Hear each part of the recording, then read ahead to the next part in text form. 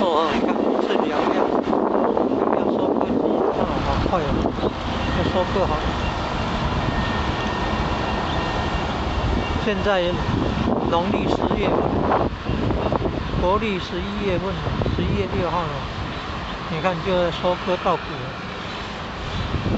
它扣掉3个月是几月份种？8月是不是台风季节呢？哦，台风季节就种那个就插秧了呢。你看11月，农历的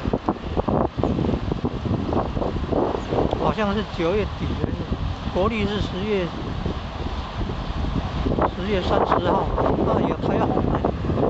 现在11月份了，又有附近又有台风，然后可能不是直接冲过来，但是会影响到下雨，会有下雨。